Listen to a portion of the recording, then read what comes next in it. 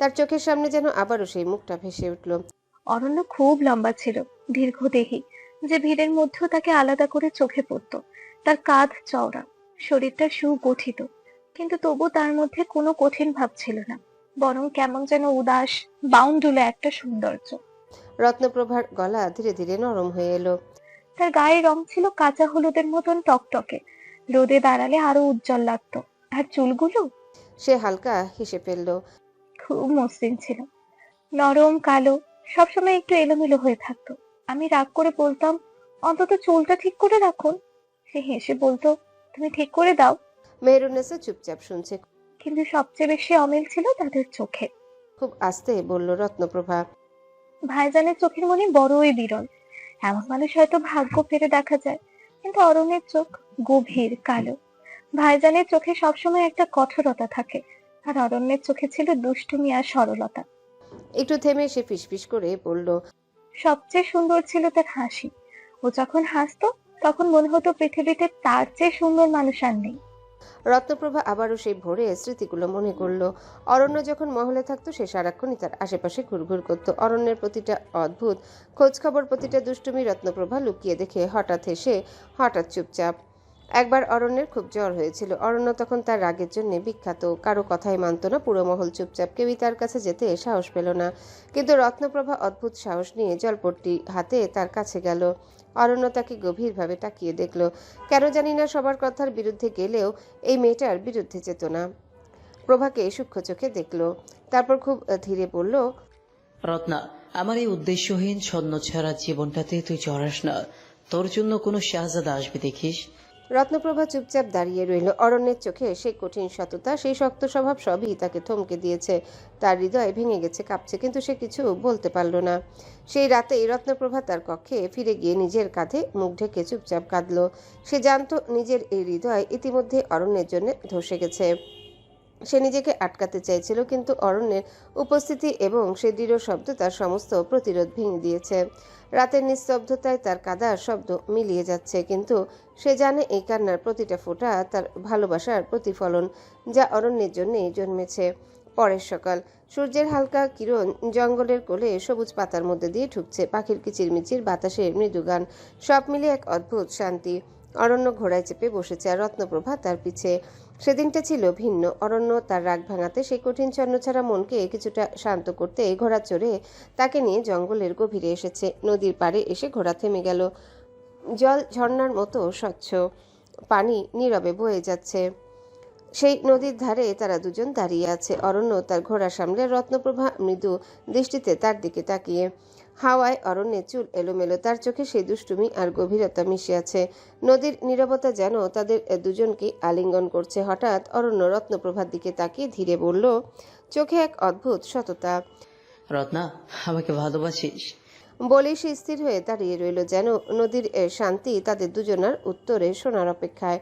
রত্নপ্রভার চোখ বড় হয়ে গেল, মুখে কোনো শব্দ নেই, কিন্তু তার সমস্ত শরীর, চোখ, হাসি সবই উত্তর দিয়েছে, হৃদয় নিজেই উত্তর দিয়েছে। রত্নপ্রভা অল্প কাপা হাতে মাথা নেড়ে চোখের মৃদু আভা দিয়ে লাজুকভাবে সম্মতি জানালো। হ্যাঁ, সে অরণ্যকে ভালোবাসে। তার গাল লাল, তার চোখে এক ধরনের মৃদু অস্থিরতা, যেন পুরো হৃদয়ে সেই মুহূর্তে অরণ্যের দিকে ধাবিত। অরণ্য ধীরে ধীরে তার দিকে এগিয়ে এলো।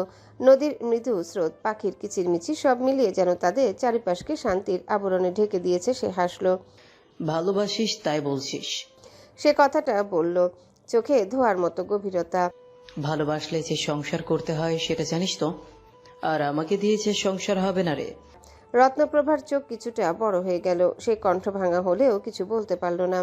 অরণ্য আরো কাছে এলো, তার হাত আস্তে রত্নপ্রভার কাঁধে পড়ল। যদি আমার সব স্বভাব, আমার সব উদাসীনতা, আমার সব বাউন্ডুলের জীবন, এক কথায় সম্পূর্ণ আমিটার সব মেনে নিতে পারিস, তাহলে সে থেমে গিয়ে গভীরভাবে তাকালো।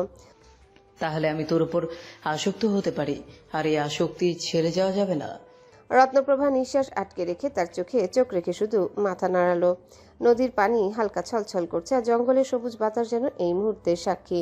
রত্নপ্রভার মন ভারী হয়ে এলো। নদীর পাড়ে দাঁড়িয়ে অরণ্যের চোখের মধ্যে সেই অদ্ভুত অস্থিরতা দেখে সেও বুঝলো মানুষটা ইতিমধ্যে আসক্ত হয়ে পড়েছে, কিন্তু তার এমন স্বভাবের জন্য তো পরিবারে এই বিয়ে দেবে না।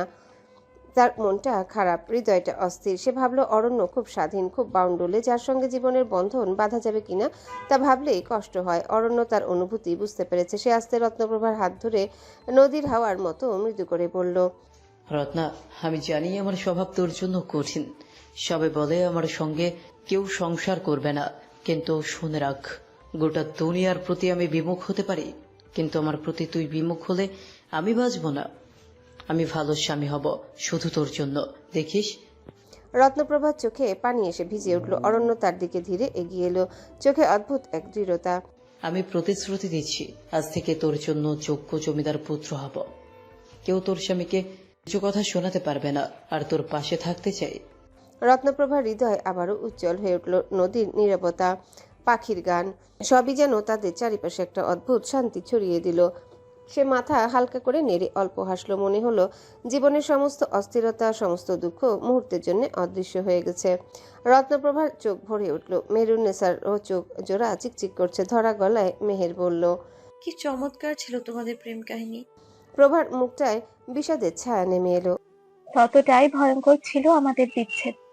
সবটা ভালো চলছিল, তারপর থেকে সে পরিবর্তন হতে শুরু করে, মদ্যপান ত্যাগ করে, রাত্রি ভোজের আগেই বাড়ি ফেরে, কথা ভাষা মার্জিত হয়, চাচা জানের দেওয়া টুকটাক কাজগুলো করে, ভাইজানের থেকে অনেক কাজ বুঝে নিয়ম করে। সুযোগ পেলেই আমায় নিয়ে ঘুরতে যায় ঘোড়া ছুটিয়ে। আমাকে ঘোড়া চালানো, তীর ছোড়া, তলোয়ার চালানো সব সে নিজ হাতে শেখায়। মেহরুন্নেসা চোখ সরু করে তাকায়। তাহলে ভয়ঙ্কর বিচ্ছেদের কথা কেন বলছো? রত্নপ্রভার চোখ মুখ কঠিন হয়ে ওঠে, যেন পুরনো ক্ষততে কেউ খোঁচা দিয়েছে। সেই রাতটা ছিল বিভীষিকাময়। আবার নেশা করেছিল সে। ঢোক গিলে রত্নপ্রভা। তার হাত পা কাঁপতে শুরু করে। মেহরুন্নেসা দূরে দাঁড়িয়েও যেন তার হৃদস্পন্দন শুনতে পাচ্ছে। সকালের শীতল আবহাওয়াতেও দরদর করে ঘামতে থাকে। চোখগুলি আতঙ্কে কোটর ছেড়ে বেরোনোর উপক্রম। কক্ষের মাঝের বিশাল পালঙ্কটায় অচেতন অবস্থায় শুয়ে আছে রত্নপ্রভা। বৈদ্য তার পাশে বসে হাতের নাড়ি পরীক্ষা করছে।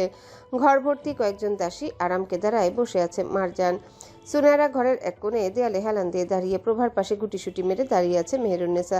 চোখ ভর্তি বিস্ময় তার। মারজান একবার বৈদ্যকে দেখছে, একবার কটমট চোখে মেহরুন্নেসার দিকে তাকাচ্ছে।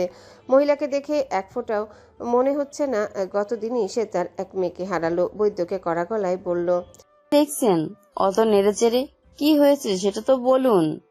বৈদ্য মহিলাটি অবগত মারজানের ব্যবহার সম্পর্কে, বিধায় তেমন কিছু মনে করলেন না। মুখ ভার করে শুধু বলল, নারী অত্যন্ত দুর্বল।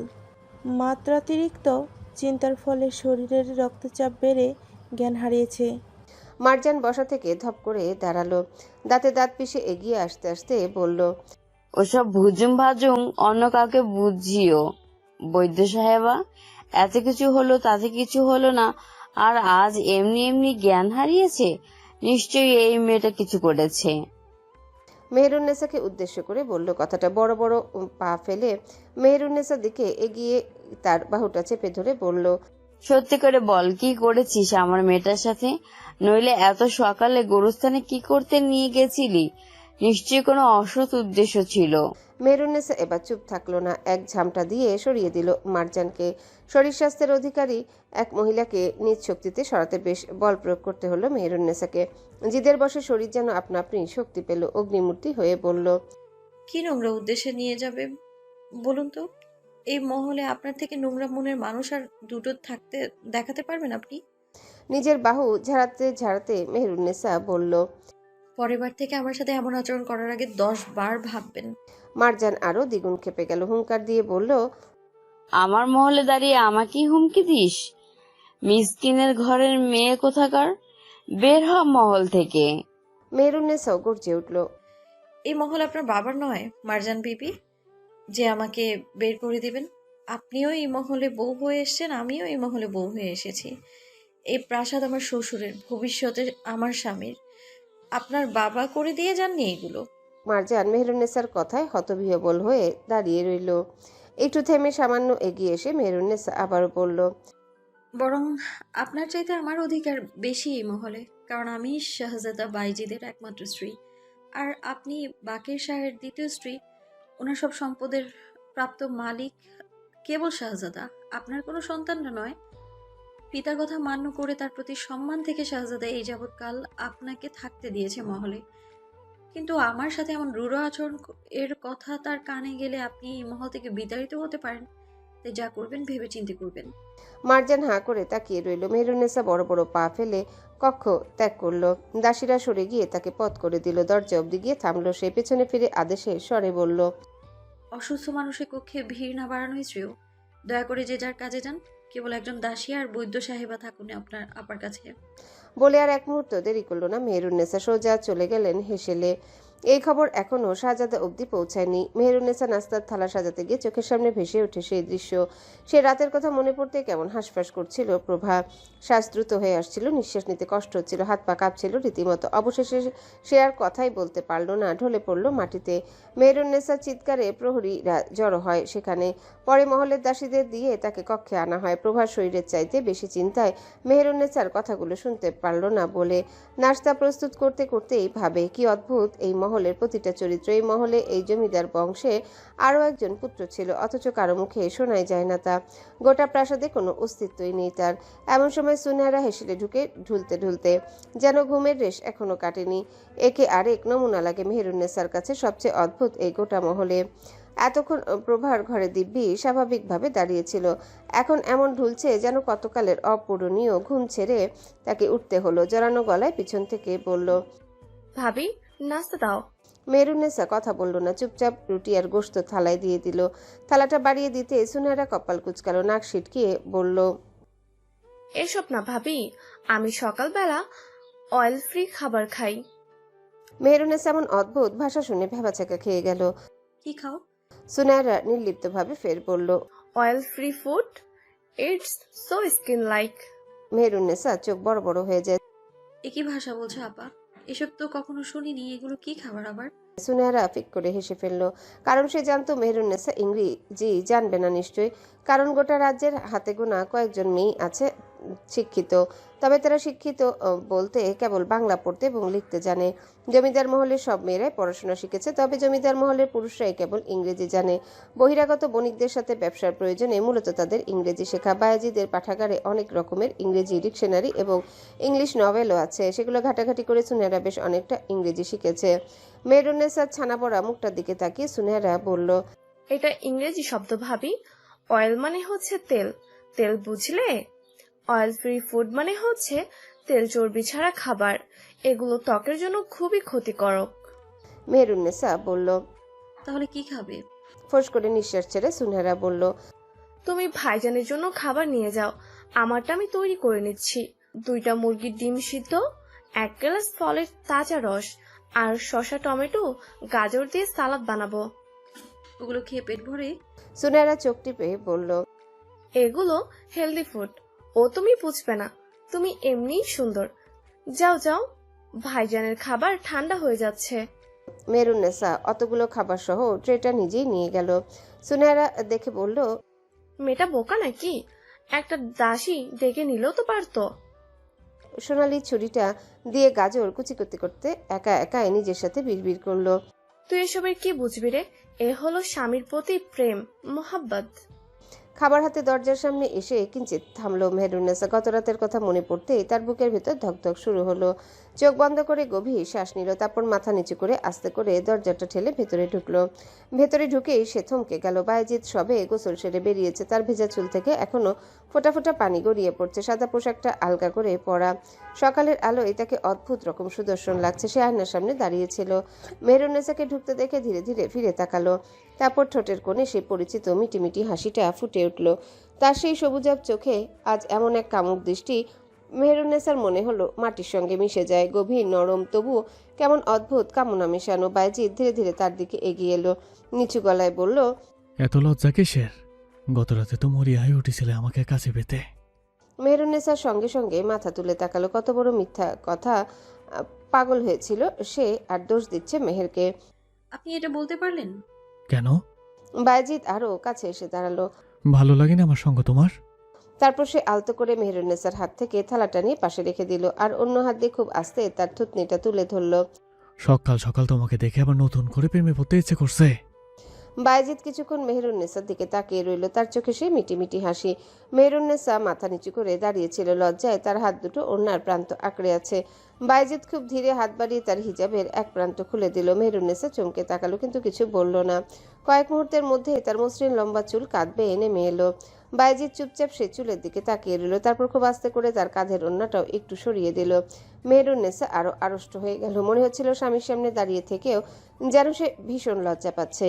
বাইজিদের দৃষ্টি থেমে গেল তার গলার কাছে, ফর্সা গলার পাশে ঘাড়ের কাছে লালচে কয়েকটা চিহ্ন এখনো স্পষ্ট। গত রাতে কাছে আসা স্মৃতি যেন সেখানে রয়ে গেছে। মেহেরুন্নেসা বুঝতে পেরে তাড়াতাড়ি ওড়না টেনে নিতে গেল, কিন্তু বাইজিদ তার হাতটা আলতো করে ধরে ফেললো। তারপর খুব ধীরে যত্ন করে আঙ্গুলের ডগা দিয়ে সেই লালচে দাগগুলোর উপর হাত বুলিয়ে দিল। মেহেরুন্নেসা কেঁপে উঠল, লজ্জায় তার চোখ বন্ধ হয়ে এলো। বাইজিদ নিচু স্বরে হেসে বলল, এত লজ্জা পাচ্ছ কেন? এগুলো তো আমারই দোষ, আমারই দেওয়া দাগ। আমি দেখতেছি, সমস্যা কোথায়? মেহেরুন্নেসা কিছু বলল না, শুধু মুখটা আরো নিচু করে ফেললো। বাইজিদ তার কানের পাশে নেমে আসা চুল সরিয়ে দিয়ে ধীরে ধীরে মেহেরুন্নেসার দিকে ঝুঁকে এলো। তার আঙ্গুল এখনো মেহেরুন্নেসার গলার কাছে থেমে আছে। এভাবে দাঁড়িয়ে থাকলে কিন্তু আবারও। কথা শেষ করার আগে সে তাকে কাছে টানতে গেল। মেহেরুন্নেসা তার অভিলাষ বোঝার সঙ্গে সঙ্গে চমকে উঠল, লজ্জায় তার মুখ একেবারে লাল হয়ে গেছে। সে তাড়াতাড়ি দুহাতে বাইজিদের বুক ঠেলে একটু দূরে সরিয়ে দিল। ছি, আপনি একদম ভালো না। কি বলছেন এসব? বাইজিদ ভ্রু তুলে তাকালো। এসব মানে? মেহেরুন্নেসা তাড়াতাড়ি মুখ ঘুরিয়ে নিল, তারপর প্রায় জোর করে তাকে একটু দূরে সরিয়ে দিয়ে থালার দিকে ইশারা করলো। আগে নাস্তা করুন, সব ঠান্ডা হয়ে যাচ্ছে। বাইজিদ কিছুক্ষণ তার দিকে তাকিয়ে রইল, তারপর ঠোঁটের কোণে চাপা হাসি ফুটে উঠল। আচ্ছা। বলেই সে কাপড় বদলাতে চলে গেল। মেহেরুন্নেসা ততক্ষণে খাবারগুলো গুছিয়ে রাখছে, কিন্তু তার হাত এখনো কাঁপছে হালকা, নিজের গাল দুটো যেন এখনো জ্বলছে। কিছুক্ষণ পর বাইজিদ ফিরে এলো, এবার সে অন্য পোশাক পরে এসেছে, তবুও তার চোখে সেই দুষ্টুমি একটুও কমেনি। সে এসে মেহেরুন্নেসাকে পেছন থেকে জড়িয়ে ধরলো। মেহেরুন্নেসা একটু উসখুস করে উঠল, ভ্রু কুঁচকে বলল, কি হলো, খাচ্ছেন না কেন? বাইজিদ একদম ছোট ছেলের মতো গলায় বলল। খাইয়ে দাও। মেহেরুন্নেসা হতভম্ব হয়ে তাকালো। কি? খাইয়ে দাও। সে আবারও বলল, আজ আমার জন্মদিন, আমার একটু আদর পাওয়ার অধিকার আছে। আপনি না।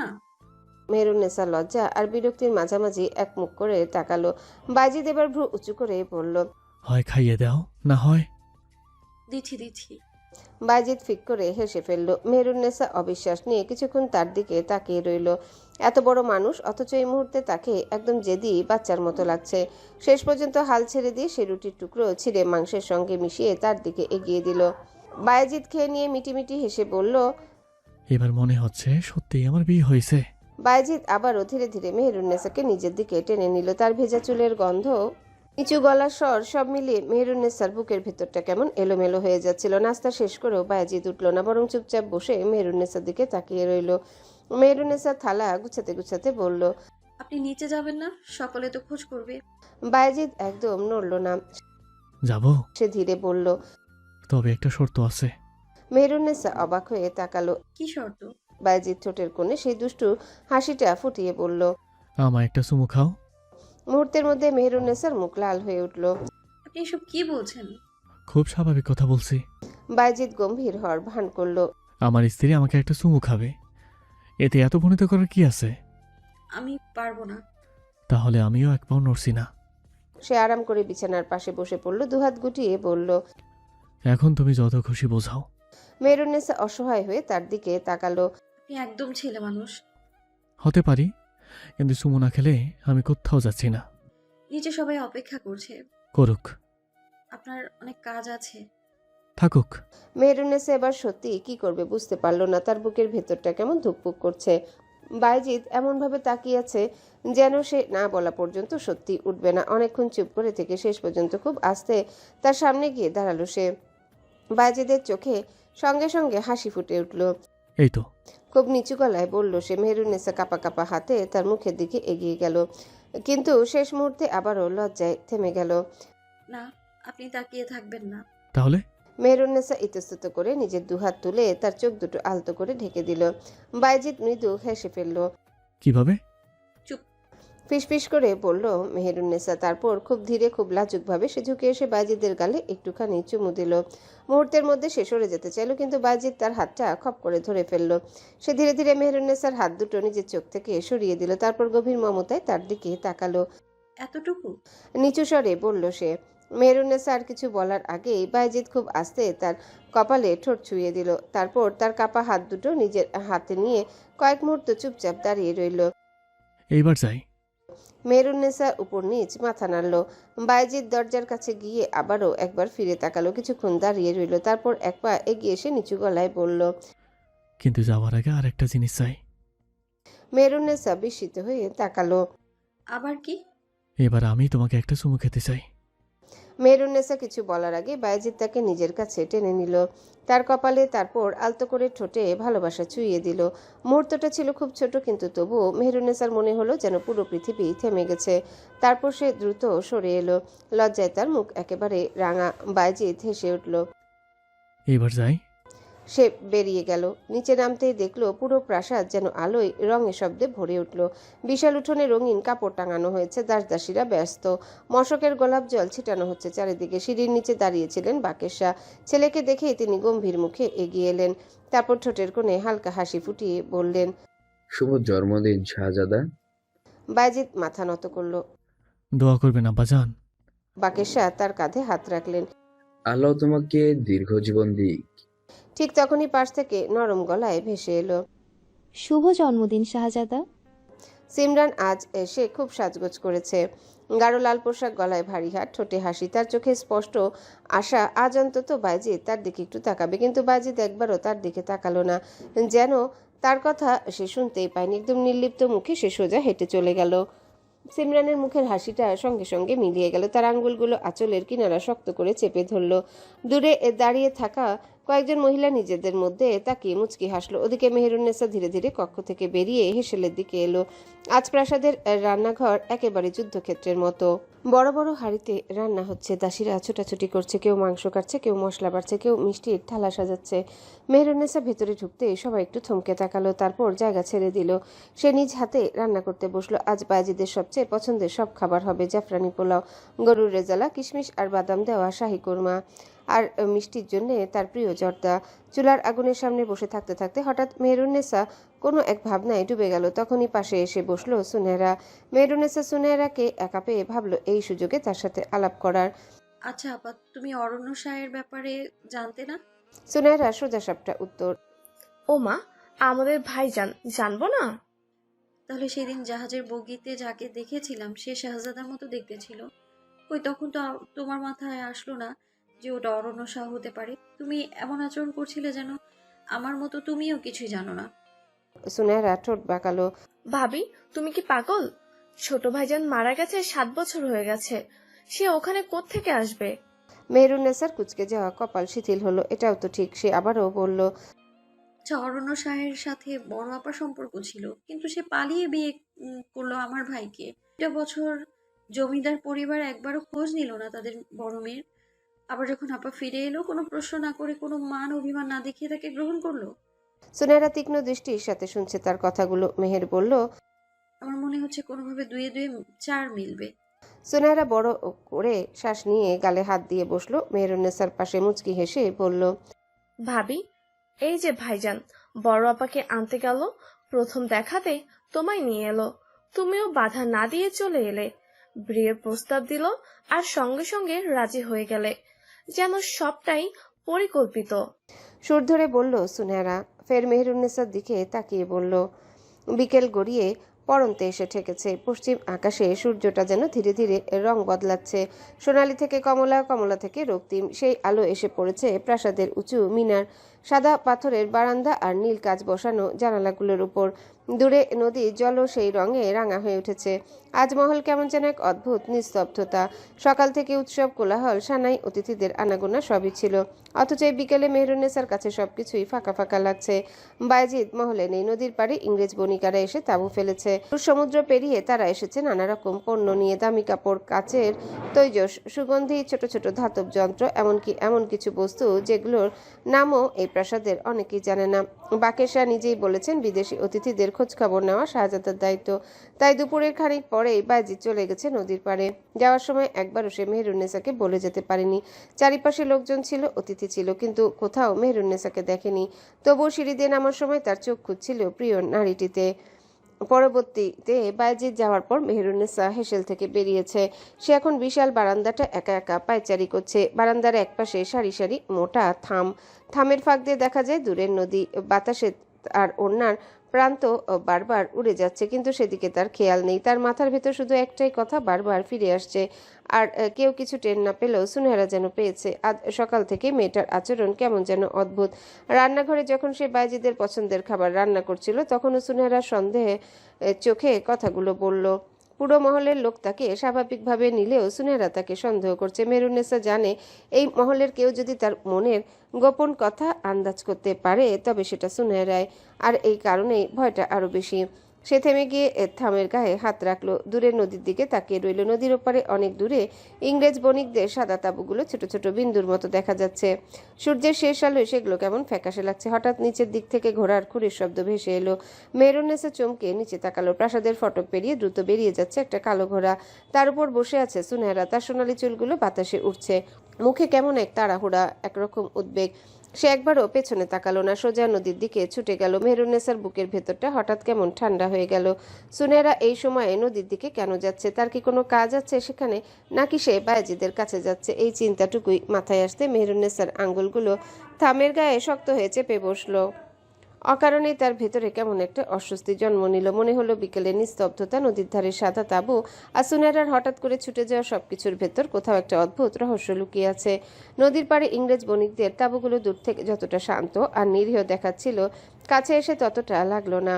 বিশাল সাদা কাপড়ের তাঁবু, চারিপাশে কাঠের বাক্স, লোহার পিপে বাঁধা ঘোড়ার অদ্ভুত সব পোশাক পরা লোকজন। নদীর ধারে নোঙর করা তাদের বড় জাহাজটা দূর থেকে দেখা যাচ্ছে। গধূলির আলোয় কালো ছায়ার মতো দাঁড়িয়ে আছে। বায়েজিদ ঘোড়া থেকে নামতেই বণিকদের সর্দার এগিয়ে এলো। লম্বা মানুষ, ফর্সা মুখ, ধূসর চোখ, মুখে ভদ্রতার হাসি, কিন্তু সেই হাসি যেন চোখ পর্যন্ত পৌঁছায় না। শাহজাদা, ভাঙা ভাষায় বলল সে। আপনার আগমনে আমরা সম্মানিত। বায়েজিদ হালকা মাথা নাড়ল। তার সঙ্গে ছিল মাহাদি আর আরো দুজন প্রহরী। থাকার জায়গায় কোনো অসুবিধা হচ্ছে না তো? শান্ত গলায় জিজ্ঞাসা করল সে। না, মোটেও না। সাহেবদের আতিথেয়তা অতুলনীয়। সর্দার তাকে তাঁবুর ভেতর নিয়ে গেল। তাঁবুর ভেতরটা বেশ সাজানো। মোটা গালিচা পাতা, মাঝখানে কাঠের টেবিল, তার উপর অদ্ভুত সব কাচের বোতল, রূপার পেয়ালা আর একটা ছোট পিতলের পাত্র থেকে ধোয়া উঠছে। সর্দার নিজ হাতে একটা পাতলা কাচের পেয়ালায় গাঢ় রঙের তরল ঢালল। এটা আমাদের দেশের পানীয়। চা? শাহাবাদে এখনো চায়ের প্রচলন হয়নি। এখানে সকালের পানীয় বলতে শরবত, দুধ বা কফির মতো কিছুই পরিচিত। কিন্তু বায়েজিদ বহুবার বিদেশে গিয়েছে, কাবুল, দিল্লি, আরব, এমনকি সমুদ্রপথে দূর দেশের লোকজনের সঙ্গেও তার পরিচয় হয়েছে। চা তার অপরিচিত নয়। সে পেয়ালার দিকে তাকালো। ধোয়া উঠছে, অদ্ভুত এক গন্ধ। তবুও ঠিক কেন যেন আজ তার সেই চা খেতে ইচ্ছে হলো না। সে হালকা হেসে পেয়ালাটা মাহাদির দিকে বাড়িয়ে দিল। তুমি খাও। মাহাদি একটু অবাক হলেও কিছু বলল না। সে এমনিতেই নতুন কিছু খেতে পছন্দ করে। পেয়ালাটা হাতে নিয়ে এক চুমুকে অর্ধেক খেয়ে ফেলল। বায়েজিদ তখনও সর্দারের সাথে কথা বলছে। কথা বলতে বলতে তারা বাইরে আসলো। নদীর পানি, বাণিজ্য, কতদিন থাকবে তারা এসব নিয়ে আলোচনা করছে। কিন্তু কয়েক মুহূর্ত পরই পাশ থেকে অদ্ভুত একটা শব্দ ভেসে এলো। মাহাদি টলতে টলতে এক পা পিছিয়ে গেল। শাহজাদা। তার গলাটা কেমন কেঁপে উঠলো। বায়েজিদ ঘুরে তাকালো। মাহাদির চোখ দুটো কেমন ঝাপসা হয়ে গেছে। সে বারবার চোখ পিটপিট করছে, যেন কিছু দেখতে পাচ্ছে না। আমার চোখে কিছুই দেখছি না। তার হাতে থাকা পেয়ালাটা মাটিতে পড়ে ভেঙে গেল। পরের মুহূর্তে সে ঢলে পড়ল। বায়েজিদের চোখ মুহূর্তেই ধারালো হয়ে উঠল। সে এক ঝটকায় কোমরের তালোয়ার বের করে ফেলল। ঠিক তখনই তাঁবুর চারিপাশ থেকে কয়েকজন ইংরেজ বণিক ছুরি আর ছোট তালোয়ার হাতে বেরিয়ে এলো। তাদের মুখে আর কোনো ভদ্রতার হাসি নেই, শুধু হিংস্রতা। সর্দার ধীরে ধীরে পিছিয়ে গেল, ঠোঁটের কোণে কুৎসিত হাসি। দুঃখিত শাহজাদা, সে ভাঙা ভাষায় বলল। আজ আপনার ফিরিয়ে যাওয়া হইব না। আপনাকে বন্দি করিয়া আমরা মোটা টাকা আর স্বর্ণমুদ্রা অসুল করিব। তাঁবুর বাইরে দাঁড়িয়ে থাকা প্রহরীরাও আচমকা আক্রমণের শিকার হলো। চারিপাশে চিৎকার, তালোয়ারের শব্দ। বায়েজিদ তালোয়ার উঁচিয়ে সামনে এগিয়ে আসা একজনকে আঘাত ঠাকালো। এরপর এক ঝটকায় তাকে মাটিতে ফেলে দিল। কিন্তু লোকজন অনেক, আর তখনই সুই বাতাস চিরে একটা তীর এসে সোজা একজন বণিকের গলায় গিয়ে বিঁধল। লোকটা একটা আর্তনাদ করে মাটিতে পড়ে গেল। সবাই থমকে উঠল। তাঁবুর বাইরে জঙ্গলের অন্ধকার আড়ালে একটা কালো ঘোড়া দাঁড়িয়ে, আর তার পাশে সুনেহরা। তার মুখে কোনো ভয় নেই, চোখ দুটো ঠান্ডা, স্থির, হাতে ধনুক। সে দক্ষ হাতে আরেকটা তীর লাগালো। তার লক্ষ্য এবার সর্দার। সর্দার কিছু বুঝে ওঠার আগেই দ্বিতীয় তীরটা ছুটে এলো। তীর এসে তার কাঁধ ভেদ করে গেল। লোকটা যন্ত্রণায় চিৎকার করে মাটিতে পড়ে গেল। চারিপাশে হঠাৎ বিশৃঙ্খলা ছড়িয়ে পড়ল। বণিকেরা বুঝে উঠতে পারছে না আক্রমণটা কোথা থেকে হচ্ছে। এই সুযোগে বাইজিদ সামনে থাকা দুজনকে সরিয়ে দিল। তার তালোয়ারের ঝলক গোধূলির শেষ আলোয় কেমন ভয়ঙ্কর লাগছিল। দূর থেকে সুনেরা আবারও তীর তুলল। তার চোখে তখন একটাই জিনিস, কেউ যেন বাইজিদের কাছে পৌঁছাতে না পারে। বাইজিদ বরাবরই একজন দক্ষ যোদ্ধা। শৈশব থেকে তালোয়ার, বর্ষা, ধনুক সবকিছু শিক্ষা পেয়েছে সে। তাই আকস্মিক আক্রমণও তাকে এক মুহূর্তের জন্য দুর্বল লাগলো না। একজন বণিক ছুরি উঁচিয়ে তার দিকে ঝাঁপিয়ে আসতে বাইজিদ শরীরটা একপাশে সরিয়ে তালোয়ার চালালো। মুহূর্তে লোকটার হাত থেকে অস্ত্র ছিটকে পড়ে গেল। আরেকজন পেছন দিক থেকে আঘাত করতে এলে সে না ফিরে কনুই দিয়ে তাকে সরিয়ে দিল। তারপর ঘুরে দাঁড়িয়ে এমন এক আঘাতগুলো লোকটা মাটিতে গড়াতে গড়াতে পড়ে গেল। তাঁবুর সামনে এখন বিশৃঙ্খলা, চিৎকার, ঘোড়ার রেশা ধ্বনি, তালোয়ারের ঝনঝন শব্দ, সব মিলে নদীর পাড়ে নীরবতা ভেঙে গেছে। ওদিকে জঙ্গলের আড়ালে দাঁড়িয়ে সুনেরা একের পর এক তীর ছুড়ে যাচ্ছে। তার নিশানা এতটাই নিখুঁত যে প্রতিটা তীর গিয়ে কাউকে না কাউকে আঘাত করছে। একবার একজন বণিক বাইজিদের দিকে বন্দুক তুলতে যাচ্ছিল। সুনেরা তীর তার কবজিতে গিয়ে বিতে বন্দুকটা হাত থেকে পড়ে গেল। সুনেরা দ্রুত আরেকটা তীর তুলল, কিন্তু ঠিক তখনই কোথা থেকে যেন খুব দ্রুত একটা ছোট কাঁটা এসে তার কাঁধ বরাবর বিঁধল। আহ! তীব্র জ্বালায় তার হাত কেঁপে উঠল। ধনুক প্রায় হাত থেকে পড়ে যাচ্ছিল। সে বিস্ময়ে কাঁধের দিকে তাকালো। একটা চিকন কালচে কাটা, বিষমাখা। কয়েক মুহূর্তের মধ্যে তার চোখের সামনে সবকিছু কেমন দুলে উঠতে লাগলো। হাত অবশ হয়ে যাচ্ছে, শরীরটা ভারী লাগলো। সে টলতে টলতে এক হাঁটু গেড়ে বসে পড়লো। ঠিক সেই মুহূর্তে তার মাথার ঠিক উপর দিয়ে ভয়ঙ্কর বেগে একটা তীর ছুটে গেল। তীরটা গিয়ে সোজা বিঁধল সেই লোকটার গলায়, যে একটু আগে জঙ্গলের ভেতর থেকে সুনেরার দিকে বিষমাখা কাটা ছুঁড়েছিল। সুনেরা বিস্ময়ে মাথা তুলল। পরের মুহূর্তে জঙ্গলের গভীর অন্ধকার থেকে একসঙ্গে অনেকগুলো তীর ছুটে এলো, একটার পর একটা, এত দ্রুত, এত নিখুঁত, যেন অদৃশ্য কোনো ছায়া তাদের ছুঁড়ে যাচ্ছে। যে বণিকগুলো বাইজিদের দিকে এগুচ্ছিল তারা হঠাৎ একে একে মাটিতে পড়ে যেতে লাগলো, কেউ তীরবিদ্ধ হয়ে, কেউ আতঙ্কে পেছাতে পেছাতে। বাইজিদও মুহূর্তের জন্য থমকে গেল। তার চোখ সেদিকে চলে গেল। জঙ্গলের ভিতর গাছের ছায়ার আড়ালে একটা কালো ঘোড়া, তার উপর বসে আছে সম্পূর্ণ কালো বোরখায় আবৃত এক নারী। মুখ দেখা যাচ্ছে না। সে শেষবারের মতো একটা তীর ছুড়ল। তীরটা গিয়ে বণিকদের সর্দারের বুকে ঠিক পাশে বিঁধল। লোকটা যন্ত্রণায় চিৎকার করে মাটিতে পড়ে গেল। তারপর সেই নারী আর এক মুহূর্ত দাঁড়ালো না। ঘোড়ার লাগাম টেনে সে জঙ্গলের আরো গভীরে ছুটে গেল। কালো বোরখাটা বাতাসে উঠছিল। কয়েক মুহূর্তের মধ্যে সে অন্ধকারে মিলিয়ে গেল। সুনেরা আধচেতন চোখে তার চলে যাওয়া দেখল। তার বুকের ভেতর কেমন একটা কাঁপুনি উঠল। ওটা কে ছিল? সন্ধ্যা নেমে এসেছে যখন তারা মহলের দিকে ফিরল। সামনের পথে কয়েকটা মশাল জ্বলছে। সেই আলোয় দেখা যাচ্ছে বাইজিদের পোশাকে ধুলো আর রক্তে দাগে ভরা। কপালের পাশে হালকা কেটে গেছে। মাহাদিকে দুজন প্রহরী ধরে এনেছে। বিষমাখা চা খাওয়ার পরও সে পুরোপুরি অজ্ঞান হয়নি, কিন্তু তার চোখে মুখে ক্লান্তি আর অবসাদ স্পষ্ট। আর সুনায়রা ঘোড়ার উপর ঠিকমতো বসেও থাকতে পারছে না। কাঁধে কাপড় চেপে ধরা। বিষমাখা কাটার জায়গাটা ফুলে উঠেছে। মুখটা একদম সাদা হয়ে গেছে। প্রাসাদের ফটকে পৌঁছাতেই হইচই পড়ে গেল। শাহজাদা! আল্লাহ, এ কি অবস্থা! দাসদাসীরা দৌড়ে এলো, প্রহরীরা ছুটে এলো। মুহূর্তের মধ্যে খবর পৌঁছে গেল ভেতরে। মেহেরুন্নেসা তখন নিজের কক্ষে ছিল। একটু পর আজান হবে, নামাজের প্রস্তুতি নিচ্ছিল। দূর থেকে হঠাৎ এত শোরগোল শুনে সে চমকে উঠল। বুকের ভেতরটা হঠাৎ কেমন ঠান্ডা হয়ে গেল। সে প্রায় দৌড়ে বারান্দায় এলো। নিচে তাকাতেই তার নিঃশ্বাস আটকে গেল। বাইজিদ দাঁড়িয়ে আছে উঠোনে, কিন্তু তাকে দেখে মনে হচ্ছে বহুক্ষণ যুদ্ধ করে ফিরেছে। তার মুখ কঠিন, চোখে আগুনের মতো রাগ। পাশে সুনেরা প্রায় অজ্ঞান হয়ে পড়ছে। মেহেরুন্নেসা আর কিছু না ভেবে সিঁড়ি বেয়ে নিচে নেমে এলো। সে গিয়ে সুনেরার হাত ধরতে বুঝলো তার শরীর জ্বরে পড়ছে। কি হয়েছে? কাপা গলায় জিজ্ঞাসা করলো সে। সুনেরা ঠোঁট নাড়ালো, কিন্তু কথা বলতে পারলো না। বাকের শাহ বৈদ্যকে ডেকে সুনেরাকে দাসীদের দিয়ে কক্ষে পাঠালো।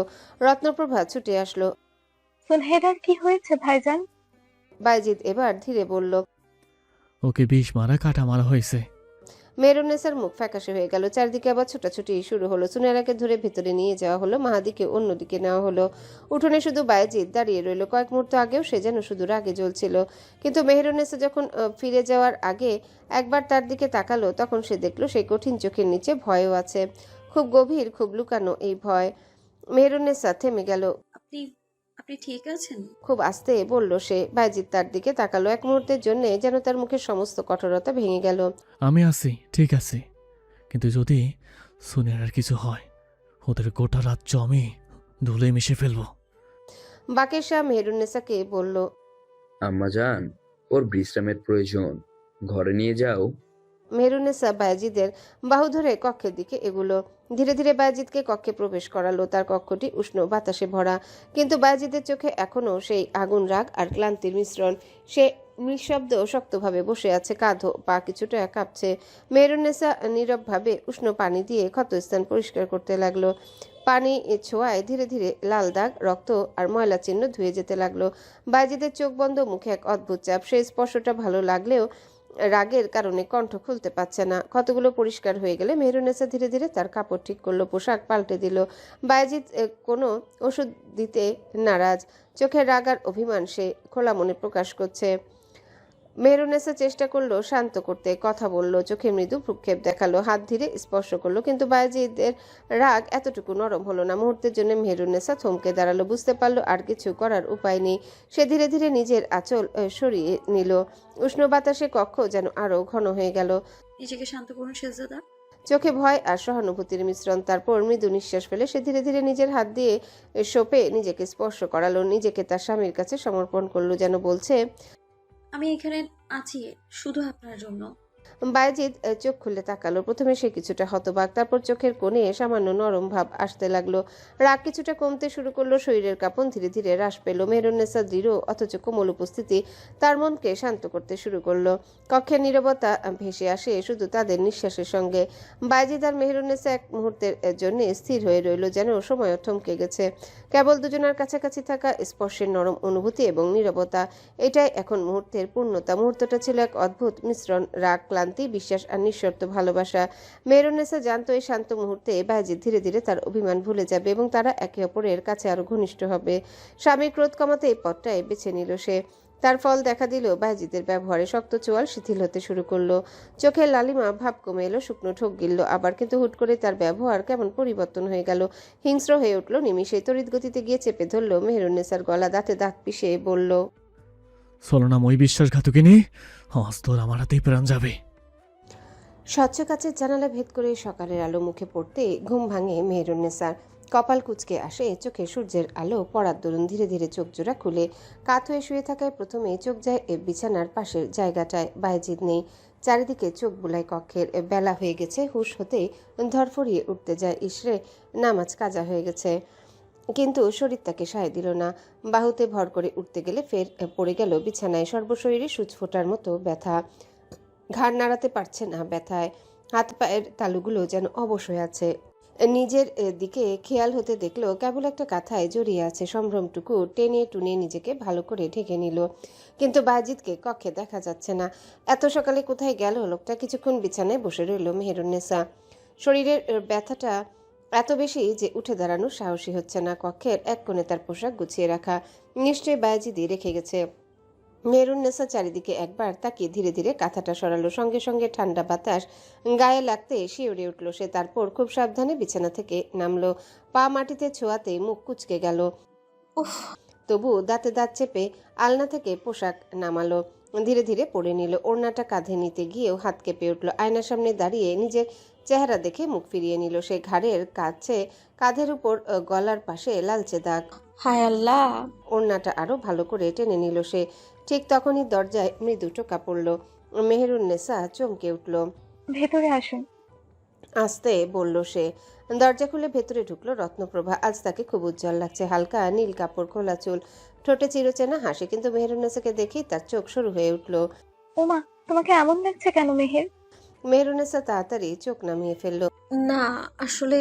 রত্নপ্রভা ধীরে ধীরে ভেতরে এসে জানালার পাশে দাঁড়ালো, তারপর হেসে বলল, চলো, তোমার একটা জায়গা দেখায়। কোথায়? মহলের 2 মিনারের মাঝখান দিয়ে যে স্বচ্ছ নদীটা বয়ে গেছে সেখানে। সকালের রোদে জায়গাটা খুব সুন্দর লাগে, তোমায় সেখানে গোসল করিয়ে আনবো। মেহরুন্নেসা একটু ইতস্তত করলো। এখন? হ্যাঁ, এখনই। সারাদিন কক্ষে বসে থাকলে আরো বেশি ক্লান্ত লাগবে। অনেকদিন হলো সেখানে গোসল করিনি। চলো, সুনহেরারও যাচ্ছে। মেহরুন্নেসা মিনমিনে গলায় বলল। শেহজাদার অনুমতি নেইনি, উনি যদি। প্রভা মেহরুন্নেসার দিকে এগিয়ে এসে বলল, আরে কিচ্ছু বলবে না ভাইজান, ওদিকে পুরুষ প্রবেশ নিষিদ্ধ। সে আর কিছু বলল না, ধীরে ধীরে রত্নপ্রভার সঙ্গে বেরিয়ে এলো। করিডোর পেরিয়ে লম্বা বারান্দা ধরে হাঁটছে দুজনে। দূরে 2 মিনারের মাঝখান দিয়ে সত্যি চিকচিক করছে নদীর পানি। সকালের আলো পড়ে যেন রূপার মতো ঝলমল করছে, কিন্তু মেহেরুন্নেসার হাঁটতে কষ্ট হচ্ছে। সে খুব আস্তে আস্তে পা ফেলছে, মাঝে মাঝে থেমে যাচ্ছে, আবারও হাঁটছে।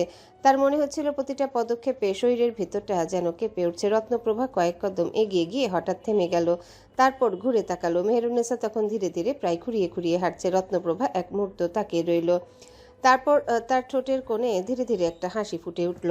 বুঝলো বায়েজিদের উগ্র আদরের ফল মেহেরুন্নেসা এখন ভোগ করছে। কিন্তু সে কিছু বলল না, শুধু আরো কাছে এসে নিচু গলায় মজা করে বলল, ধরবো? মেহেরুন্নেসা সঙ্গে সঙ্গে চমকে তাকালো। রত্নপ্রভা বোকা সাজার ভান করে গম্ভীর মুখে বলল, না মানে একা হাঁটতে পারবে? নাকি তোমায় শাহজাদা তোমাকে এমন অবস্থায় রেখে গেছে যে এখন আমাকে ধরাধরি করে নিয়ে যেতে হবে? আপা, মেহেরুন্নেসা একেবারে মাথা নিচু করে ফেললো। রত্নপ্রভা হেসে উঠল। আচ্ছা আচ্ছা, আর বলবো না, চলো। তবু সে আলতো করে মেহেরুন্নেসার হাত ধরে ফেললো। ধীরে হাঁটো, পড়ে যেও না।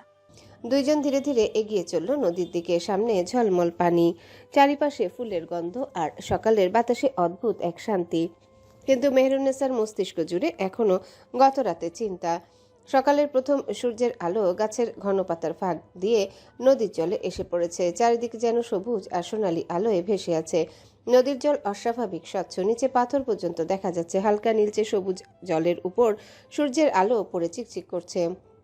নদীর এক পাশ ঘিরে বিশাল বিশাল পুরনো গাছ, তাদের বাঁকা ডালপালা এত নিচু হয়ে নেমে এসেছে যেন পুরো জায়গাটাকে আড়াল করে রেখেছে বাইরের দুনিয়ার থেকে। নদীর ডান পাশে সাদা পাথরের তৈরি পুরনো সিঁড়ি নেমে গেছে জলের ভেতরে। সিঁড়ির মাথায় দাঁড়িয়ে আছে কয়েকটা উঁচু স্তম্ভ। স্তম্ভগুলোর মাথায় সোনালি কারুকাজ, চারিপাশে ছোট ছোট গোলাপি ফুল ফুটে আছে।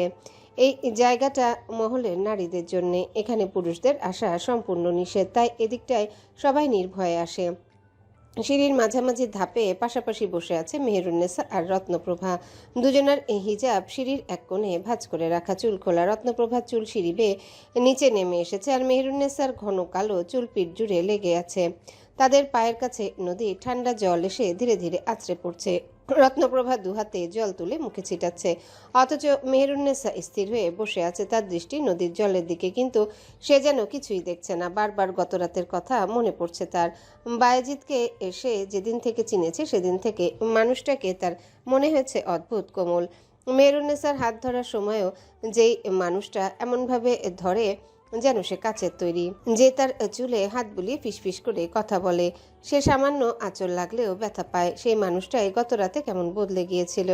তার চোখ দুটো ছিল অদ্ভুত, যেন সে ঠিক সামনে তাকিয়ে থাকলেও কিছুই দেখছে না। মুখে কোনো স্বাভাবিকতা ছিল না।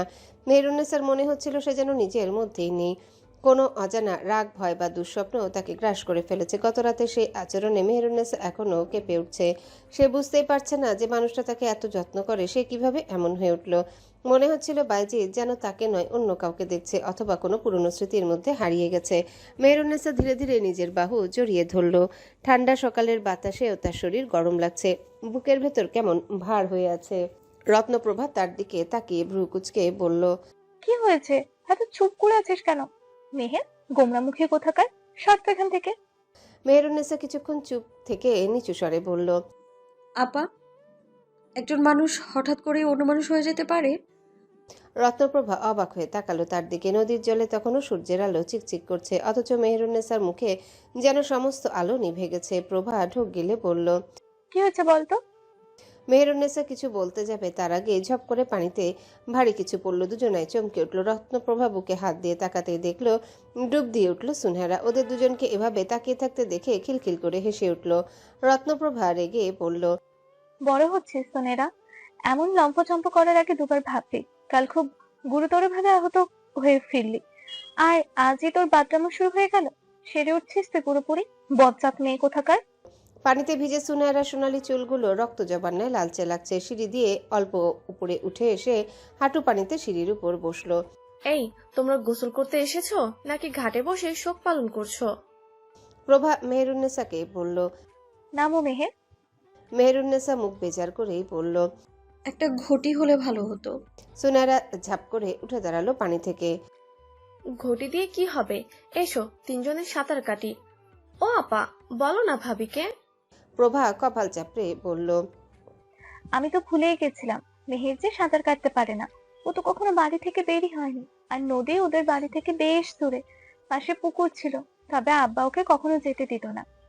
একজন দাসীকে ডাকতে সে পিতলের একটা ছোট ঘাগরি দিয়ে গেল। সিঁড়িতে বসে বসে ঘাগরি ভরে পানি তুলে গায়ে ঢালতে লাগলো মেহেরুন্নেসা। প্রভা চন্দনের সাবান পাতলা রেশমি কাপড়ে লাগিয়ে মেহেরুন্নেসার গায়ে মাখিয়ে দিল। চন্দনের সুন্দর ঘ্রাণ মেহেরুন্নেসার বড্ড ভালো লাগলো। ফানা হাতে নিয়ে নাকের কাছে এনে শুকে বলল। এটা কি আপা, কি সুন্দর ঘ্রাণ। সুনেরা বলল, ওটা হচ্ছে সাবান, ইংরেজিতে এটাকে বলে সোপ অথবা বার।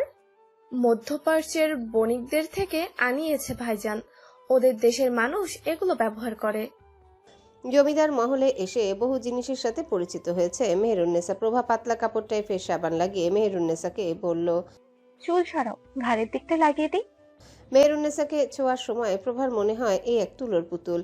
কাপড় ঘষা দেওয়া জায়গাগুলো লালচে হয়ে ওঠে। সবশেষে চুল গোলাপ জলে ধুয়ে তারপর গায়ে পানি ঢালতে বলল। প্রভা পানিতে নেমে গেল, সুনেরার সাথে সাঁতার কাটলো। অনেকটা সময় নিয়ে তারা গোসল করছে। এক দাসী দৌড়ে এসে খবর দিল। ছোট বেগম, শাহজাদা মহলে ফিরেছেন, আপনার খোঁজ করছেন। বায়েজিদের আসার সংবাদে মেহেরুন্নেসার বক্ষপিঞ্জর ভরে উঠল অভিমানে। চোখ জোড়া টলমল করছে। গত রাতে একটা বারও তার কথা ভাবেনি সে কতটা কষ্ট দিয়েছে। অভিমানে গাল ফুলিয়ে বসে রইল। সে যথেষ্ট বুঝদার স্বামী, রাজ্যের দায়িত্ব পালন করে ফিরেছে, তার কাছে যাওয়া উচিত। কি লাগবে না লাগবে তার দেখভাল করা তো তার ধর্মের আইন। কিন্তু স্ত্রীর অভিমান ভাঙানো তো স্বামীর কর্তব্য। দাসী আকুল চোখে তাকিয়ে আছে তার উত্তরের অপেক্ষায়। মেহেরুন্নেসা বিষণ্ণ গলায় বলল, গিয়ে বলো আমি ব্যস্ত, যেতে পারবো না এখন। প্রভা উঠতে উঠতে বলল, যাও মেহের, ভাইজান রেগে যাবে। যাক রেগে। কথাটা মুখ ভার করেই বলল মেহেরুন্নেসা। প্রভা বুঝলো তাদের মধ্যে কোনো মনোমালিন্য চলে। দেখো, তুমি না গেলে কিন্তু ভাইজান পরে আমাকে বকবে, কারণ আমি তোমায় এখানে নিয়ে এসেছি। যাও মেহের, যাও। মেহেরুন্নেসা গোমরা মুখে বলল, পোশাক তো আনিনি, ভেজা গায়ে যাবো নাকি? আমি আনাচ্ছি পোশাক। প্রভা উঠে গেলে সুনেয়ারা উঠল পিছু পিছু। মেহেরুন্নেসা একা একা বসে রইল পানিতে ডোবা সিঁড়িটাতে। বেশ কিছুটা সময় যাওয়ার পরও তার পোশাক এলো না। মেহেরুন্নেসা উঠে যাবে এমন সময় দেখলো ঘাটের সিঁড়ির অপর প্রান্তে গাছে ডালপালা পড়ে আছে, যেখানে সেখানে কোনো সুরঙ্গের মতো। আরো ভালো করে খেয়াল করলো সে। বাতাসে ডালপালা নড়ে উঠলে একটু একটু দেখা যায় সুরঙ্গের মুখ। মেহেরুন্নেসার কপাল কুঁচকে আসে। ঘাটের পাড়ে এমন গোপন সুরঙ্গ, পথ কোথায় গিয়ে ঠেকেছে? গিয়ে দেখতে হবে। যে এই ভাবা সেই কাজ। সিঁড়ি ডিঙিয়ে অপর পাশে যেতে উদ্যত হলে পিছন থেকে শোনা যায় বায়েজিদের গম্ভীর গলা। নূর। চমকে ওঠে মেহেরুন্নেসা। পিছনে ফিরতে দেখে বায়েজিদ চোয়াল শক্ত করে এদিকেই তাকিয়ে আছে। বায়েজিদকে দেখা মাত্র মেহেরুন্নেসা মাথা নিচু করে ফেললো। বায়েজিদ চোখ সরু করে বলল, আজকাল খুব বেশি জেদি হয়ে যাচ্ছ। মেহেরুন্নেসা জবাব দিল না। বায়েজিদ এগিয়ে এসে বলল, ভেজা শরীরে এতক্ষণ দাঁড়িয়ে আছো কেন? ঠান্ডা লাগবে। তাতেও জবাব দিল না মেহেরুন্নেসা। এখন এসেছে দরদ দেখাতে। বায়েজিদ কোমরে হাত দিয়ে অন্যদিকে মুখ ফিরিয়ে ফোঁস করে শ্বাস ছাড়ল। যাবে? আমি কিন্তু ভীষণ ক্লান্ত। মেহেরুন্নেসা মাথা নিচু করেই বলল, যাচ্ছি, আপনি যান। আমার সাথে চলো। আপনি? আমার সাথে যেতে বলছি না? বায়েজিদের ধমকে কেঁপে উঠল মেহেরুন্নেসা। অভিমানের পাল্লাটা আরো ভারী হলো খানিকটা। ঠোঁট ভেঙে কান্না আসছে। কোনো রকমে তা আটকালো। ছোট ছোট পায়ে বায়েজিদের আগে আগে হাঁটতে লাগলো। কষ্ট হলেও একটু হাঁটা থামালো না। সোজা কক্ষে গিয়ে পোশাক নিয়ে চলে গেল গোসলখানায়। পোশাক পাল্টে চুল মুছতে মুছতে বের হলো। বায়েজিদ বড় কাঠে টেবিলটাতে কিছু নথি নিয়ে বসেছে। মুখ দেখে মনে হচ্ছে গভীর মনোযোগ দিয়ে কিছু ভাবছে। মেহেরুন্নেসার দিকে না তাকিয়ে বলল, নাস্তা প্রস্তুত আছে, খেয়ে নাও। তারপর তোমার সাথে দরকারি কথা আছে আমার। মেহেরুন্নেসা ভাবনায় পড়ে যায়। না জানি কি বলবে। বায়েজিদ গুটি গুটি পায়ে টেবিলে গিয়ে বসে। অল্প একটু খেয়ে উঠে যায়। মেহেরুন্নেসার খাওয়া শেষ দেখে বায়েজিদ উঠে গিয়ে আরামকে দাঁড়ায় বসলো। মেহেরুন্নেসাকে চোখ দিয়ে ইশারা করলো এগিয়ে আসতে। মেহের এগিয়ে যেতেই বলল, বসো। একটাই আরামকে দাঁড়ায় এ কক্ষে। আশেপাশে অন্য কোনো চেয়ারও নেই। সোফা টেনে আনবে নাকি? সে কপাল কুচকায়। সে বায়েজিদ চোখ বন্ধ রেখেই বলল, কোলে বসো। বায়েজিদ তখনও চোখ বন্ধ করে মাথাটা কেদারার পিঠে ঠেকিয়ে রেখেছে। মুখটা ক্লান্ত, চোখের নিচে কালচে ছাপ। গত রাতের ক্ষতগুলোর জন্য হয়তো এখনো ব্যথা করছে, তবু তার কণ্ঠে সেই চিরচেনা আদেশের সুর। কি হলো, বসো। মেহেরুন্নেসার গাল লাল হয়ে উঠল। এতক্ষণকার অভিমান, রাগ, ভয় সব মিলেমিশে বুকের ভেতর কেমন জট পাকিয়ে আছে। সে ধীরে ধীরে বলল, আমি এখানে দাঁড়িয়ে শুনছি। বায়েজিদ এবার চোখ খুলল। কিছুক্ষণ স্থির দৃষ্টিতে তাকিয়ে রইল তার দিকে। তারপর নিচু গলায় বলল, নূর, আমার ধৈর্য আজ খুবই কম কিন্তু। মেহেরুন্নেসা আর কথা বলল না। ছোট ছোট পায়ে এগিয়ে এসে খুব সাবধানে কেদারায় হাতলে বসতে যাবে, ঠিক তখনই বায়েজিদ তার কবজি ধরে একটা নে নিজের কোলে বসিয়ে নিল। চমকে উঠে মেহেরুন্নেসা। তার বুকের উপর হাত রেখে সামলে নিল নিজেকে। বায়েজিদের ঠোঁটের কোণে হালকা হাসি ফুটলো, কিন্তু সেই হাসিটাও ক্লান্ত। এত দূরে সরতে চাচ্ছ কেন?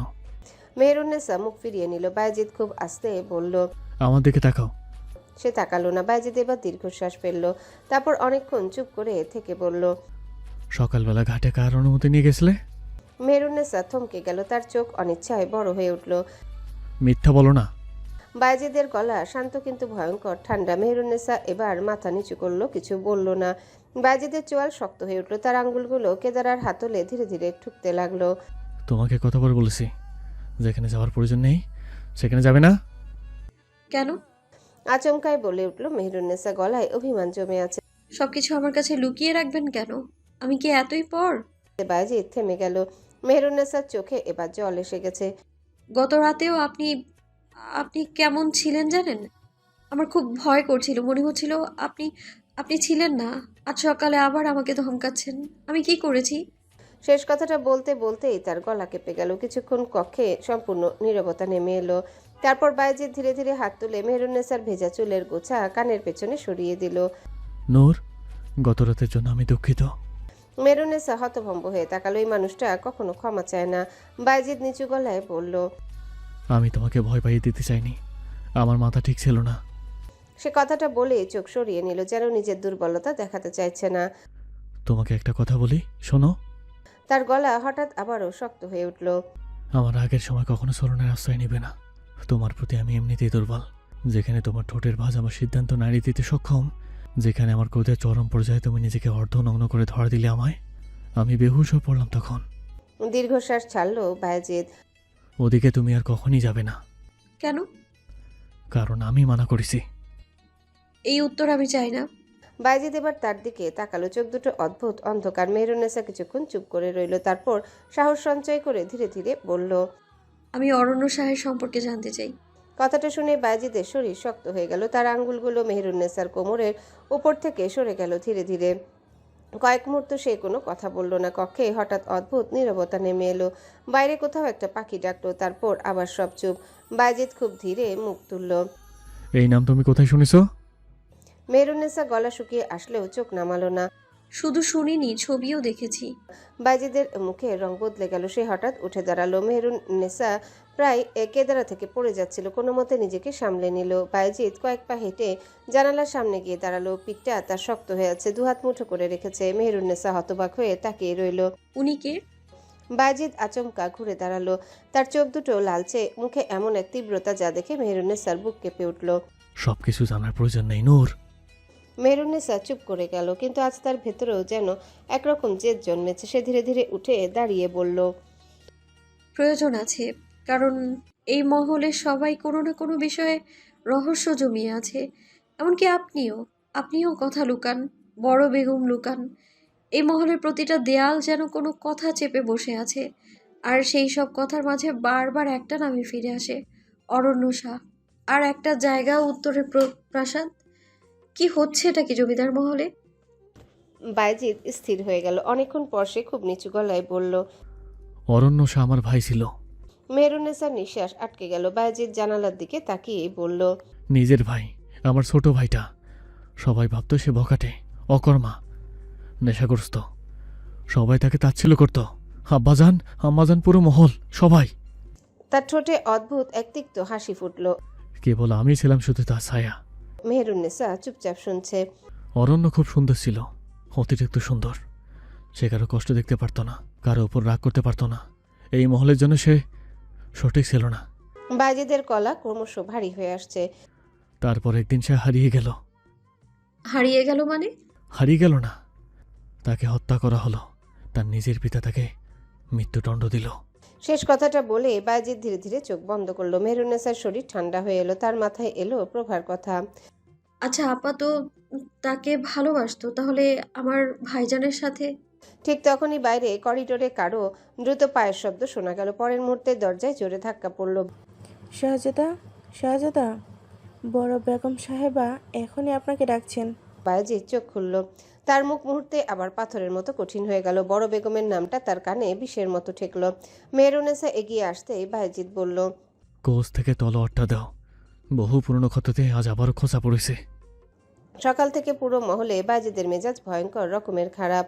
বড় বেগমের কক্ষ থেকে বেরিয়ে এসে একের পর এক দাসদের উপর চড়াও হয়েছে। কেউ পানির পেয়ালা দিতে দিয়েছে, কেউ ভুল নথি এনেছে, তাতেই তার চোয়াল শক্ত হয়ে উঠেছে। সচরাচর শাহজাদার এমন রূপ দেখে না মহলবাসী। মেহেরুন্নেসা দূর থেকে দেখছিল। গত রাতের পর আজকে বাইজিদকে যেন আরো অচেনা লাগছে। চোখ দুটো লাল, মুখে অদ্ভুত টান। মনে হচ্ছিল সে ভিতরে ভিতরে কোনো কিছু নিয়ে প্রচন্ড অস্থির। শেষ পর্যন্ত আর থাকতে না পেরে বাইজিদ নিজেই ঘোড়া নিয়ে বেরিয়ে গেল নদীর ঘাটের দিকে। এখানে থাকলে আজ নিশ্চিত কোন অঘটন ঘটাবে। মহলের অদূরে বিস্তীর্ণ নদী পাড়ে আজ একটা বড় বাণিজ্যিক জাহাজ ভিড়েছে। দূর থেকে দেখা যাচ্ছে উঁচু মাস্তুল, সাদা পাল আর জাহাজের গায়ে ইংরেজদের চিহ্ন আঁকা।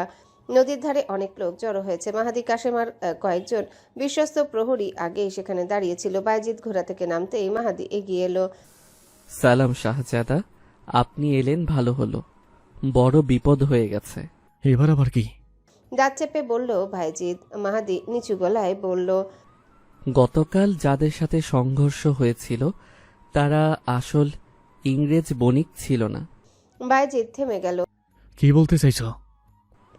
তারা ছদ্মবেশী ছিল। তাদের পোশাক, পতাকা সব নকল। আসল ইংরেজ বণিকেরা আজ সকালে এসেছে। বাইজিদের চোখ সরু হয়ে এলো। সে ধীরে ধীরে নদীর ধারে ভিড়ে থাকা জাহাজটার দিকে তাকালো। ঠিক তখনই জাহাজ থেকে কয়েকজন নামলো। লম্বা ফর্সা অদ্ভুত পোশাক পরা লোক। তাদের সাথে দোভাষীও আছে। লোকগুলোর চেহারায় ভয় আর বিরক্তি স্পষ্ট। দোভাষী সামনে এসে কুর্নিশ করলো। এরা বলছেন গতকাল তাদের নামে কেউ আগে এসে আপনাদের সাথে দেখা করেছে। শুনে তারা বিস্মিত। তারা আজই প্রথম এই অঞ্চলে পৌঁছেছে। বাইজিদের মুখ মুহূর্তে পাথরের মতো শক্ত হয়ে গেল। গতকাল যারা এসেছিল তারা কোথা থেকে এসেছিল? দোভাষী মাথা নেড়ে বলল, এরা কাউকে চেনেন না, তাদের লোকও নয়। মাহাদি ফিসফিস করে বলল, তাহলে কাল যারা ছিল তারা ইচ্ছে করেই এসেছে আমাদের ভুল পথে চালানোর জন্য। কয়েক মুহূর্ত কেউ কথা বলল না। তারপর বাইজিদ ধীরে ধীরে বলল, তারা জানতো আমরা ইংরেজদের অপেক্ষায় আছি। মাহাদির মুখ ফ্যাকাশে হয়ে গেল। তাহলে মহলের ভেতর থেকে কেউ খবর দিয়েছে? মাহাদির কপালে চিন্তার ভাঁজ। মহলে ইংরেজ বণিকদের প্রতি শাহজাদি সুনেয়রার খুবই আগ্রহ ছিল। অনাকাঙ্ক্ষিতভাবে সংঘর্ষের সময় সে উপস্থিত হয়েছিল। তবে কি সে আগে থেকে জানতো তাদের গতিবিধি সম্পর্কে? নদীর উপরে হালকা বাতাস বয়ে গেল। জাহাজের পাল দুলে উঠল। বাইজিদ খুব ধীরে বলল, মহলের ভিতরে কেউ খেলাটা শুরু করেছে। এবার আমি দেখব সে কে। বণিকদের সুরক্ষা নিশ্চিত করতে বাইজিদ 30 জন সেনা সিপাহী পাঠানোর কথা দিল বণিক সর্দারকে। কারণ গতকালের ঘটনা শোনার পর তারা প্রত্যেকে আতঙ্কে আছেন। মাহাদিকে সব ব্যবস্থা করার দায়িত্ব দিয়ে বাইজিদ ঘোড়া ছুটিয়ে চলে গেল বড় পাহাড়টার দিকে। তার কিছুক্ষণ একা থাকা প্রয়োজন। জমিদারদের পুরনো বাগান বাড়িটা যেন এক অন্য জগৎ। মহল থেকে খানিকটা দূরে বিশাল অশ্বত্থ আর শিরীষ গাছের আড়ালে লুকিয়ে আছে জায়গাটা। বাইরে থেকে দেখলে মনে হয় বহু বছরের পরিত্যক্ত কোনো প্রাসাদ, অথচ কাছে গেলে বোঝা যায় এখানে কত যত্নে আগলে রাখা হয়েছে। লাল ইটের তৈরি দোতলা বাড়ি, দেয়াল জুড়ে শ্যাওলা, কোথাও কোথাও বুনলতা উঠে গেছে বারান্দা পর্যন্ত। চারিপাশে ফুলের বাগান, পুরনো গোলাপ, শিউলি, বকুল, রজনীগন্ধা। সকালে বাতাসে ফুলের গন্ধ ভেসে বেড়াচ্ছে। বাগানের মাঝখান দিয়ে সরু সাদা পাথরের পথ সোজা গিয়ে মিলেছে বাড়ির সিঁড়িতে। একটু দূরে একটা শুকনো ফোয়ারা, তার গায়ে ভাঙা পরীর মূর্তি, আর পেছনের দিকে বিশাল আম গাছের বাগান। সুনেরা বারান্দার রেলিংয়ে হেলান দিয়ে দাঁড়িয়েছিল। রোদের আলোয় তার সোনালি চুলগুলো আরো উজ্জ্বল দেখাচ্ছিল। সে অনেকক্ষণ ধরে বাড়িটার দিকে তাকিয়েছিল। তারপর ধীরে ধীরে ঘুরে মাহাদির দিকে তাকালো। শুনছেন? মাহাদির সঙ্গে সঙ্গে মাথা নিচু করলো। কি শাহজাদ? আমাকে বাগান বাড়িটা ঘুরিয়ে আনবেন? মাহাদি চোখ তুলে একবার তার দিকে তাকালো। সুনেরার মুখে হালকা হাসি, কিন্তু তার চোখে অন্য কিছু, অদ্ভুত এক কৌতূহল। যেন সে শুধু বাড়িটা দেখতে চায় না, আরো কিছু খুঁজছে। মাহাদি চুপ করে গেল। সে খুব ভালো করেই জানে শাহজাদি সুনেরা সাধারণ মেয়ে নয়। সে যা বলে তার পেছনে অন্য মানে থাকে। মহলে সবাই যেখানে কিছু না কিছু লুকিয়ে রাখে সেখানে সুনেরা সবচেয়ে বেশি দেখে, সবচেয়ে কম বলে। হঠাৎ বাগান বাড়ি ঘুরতে চাওয়া এটাও নিশ্চয়ই এমনি এমনি নয়। মাহাদি নিচু গলায় বলল, বাগান বাড়িতে এখন তেমন কিছু নেই শাহজাদি। অনেক বছর ধরেই ওদিকটা প্রায় ফাঁকা পড়ে আছে। সুনেরা মুচকি হাসলো। ফাঁকা জায়গায় তো সবচেয়ে বেশি রহস্য লুকিয়ে থাকে। কথাটা শুনে মাহাদির ভেতরটা ধক করে উঠল। সে আবারও বাড়িটার দিকে তাকালো। সূর্যের উজ্জ্বল আলোয় যতই সুন্দর লাগুক জায়গাটার মধ্যে কেমন একটা অস্বস্তি আছে, যেন অনেক পুরনো কোনো গল্প দেয়ালের ভিতর আটকে আছে। দূরে হঠাৎ একটা জানালা শব্দ করে খুলে আবারও বন্ধ হয়ে গেল। মাহাদি চমকে তাকালো। দোতলার দক্ষিণ দিকের ঘরটা, কিন্তু ও ঘর তো বহু বছর ধরে বন্ধ। সুনায়রা ধীরে ধীরে সেই দিকেই তাকালো। তার ঠোঁটের কোণে হালকা হাসি ফুটে উঠল। চলুন মাহাদি, দেখি বাগান বাড়ি আসলেই ফাঁকা কিনা। ঘোড়াটা ধুলো উড়িয়ে ছুটে চলেছে সরু পথ ধরে। সামনে মাহাদি, তার পেছনে বসে আছে সুনায়রা। দুপুরের রোদ তখন গাছের ডাল ভেদ করে পথের উপর ছায়া ফেলছে। বাগানবাড়ির দিকে যাওয়ার এই পথটা খুব কম লোকই ব্যবহার করে। চারিদিকে এত গাছপালা যে দূর থেকে কিছুই বোঝা যায় না। সুনায়রা সারা পথ চুপ ছিল, একবারও কিছু বলেনি। শুধু তার চোখ দুটো অদ্ভুত শান্ত, যেন সে আগেই জানে সেখানে কি আছে। বাগানবাড়ির সামনে পৌঁছে মাহাদি ঘোড়া থামালো। বাড়িটা কাছ থেকে আরো ভয়ঙ্কর লাগছে। দোতলা ভাঙা বারান্দা, দেয়ালের গায়ে শ্যাওলা, আর চারিদিকে এমন নিস্তব্ধতা যেন বহু বছর কেউ এখানে আসেনি। একসময় এখানে আসর বসতো ও অরণ্যসা এর ঘাঁটি ছিল এই জায়গাটা, কিন্তু সময়ের সাথে সাথে তা পরিত্যক্ত হয়ে পড়েছে। দরজাটা আধা খোলা। মাহাদির কপাল কুঁচকে গেল। এখানে কেউ আছে? সুনায়রা ধীরে ধীরে নেমে পড়ল। হ্যালো বন্ধুরা, পরবর্তী পার্ট খুব তাড়াতাড়ি আসবে, তো সবাই অপেক্ষায় থাকো। আর চ্যানেলটি যারা এখনো সাবস্ক্রাইব করনি তারা পরবর্তী পার্ট দেখার জন্য চ্যানেলটি সাবস্ক্রাইব করে রেখো। ধন্যবাদ সবাইকে, আমাদের সাথেই থেকো।